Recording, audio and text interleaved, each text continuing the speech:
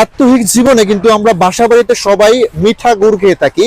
আর এই গুড়গুলি আসলে যতটা সহজে দোকান থেকে আমরা ক্রয় করছি, কিন্তু এই গুড়গুলি তৈরি করার পিছনে যারা রয়েছে তারা কিন্তু অক্লান্ত পরিশ্রম করে। আজকে আমি নরসিংদীর মাধবদী উপজেলার নুরালাপুর এলাকায় রয়েছে, যে জায়গার মধ্যে উক দিয়ে মিঠা যে মিষ্টি গুড়গুলি রয়েছে সেগুলি উৎপাদন করে। যদি আমি আপনাদেরকে শুরু থেকে দেখাই, আপনারা দেখতে পাচ্ছেন যে এই যে একটা চুলা দেখছেন, মাটির চুলা।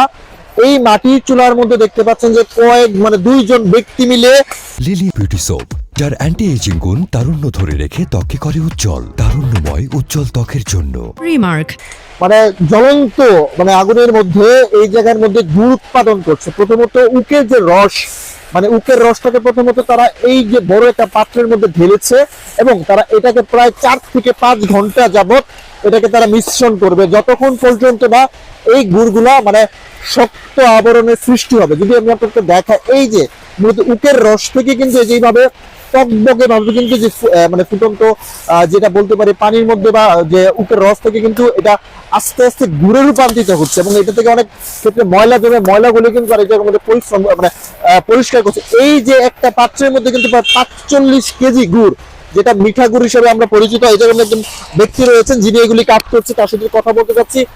গুড় 5-6 ঘন্টা সময় লাগে। 5-6 ঘন্টার মধ্যে কি করে?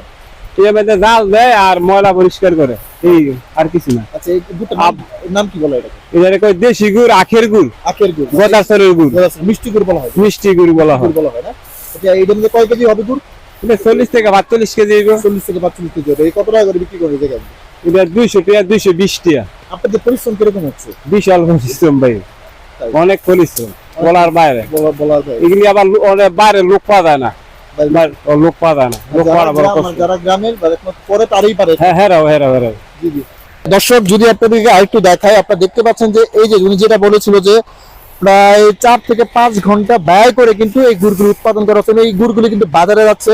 আমার আপনার বাসার মধ্যে কিন্তু এই মিঠা যে গুড়গুলো রয়েছে, এই আখের গুড়গুলো কিন্তু যাচ্ছে। আরেকটা বিষয় যদি আমরা দেখাই, এই জায়গার মধ্যে এই যে একটা মেশিন আপনারা দেখতে পাচ্ছেন, এই যে একটা মেশিন দেখতে পাচ্ছেন, মূলত আখগুলিকে প্রথমত কিন্তু পানিতে কিন্তু এই মেশিন দিয়ে রূপান্তরিত করা হয়। পরবর্তীতে কিন্তু এই জায়গার মধ্যে আখ দেখতে পাচ্ছেন, এই যে একটা ব্যক্তি দেখতে পাচ্ছেন আখ ছুলাচ্ছে।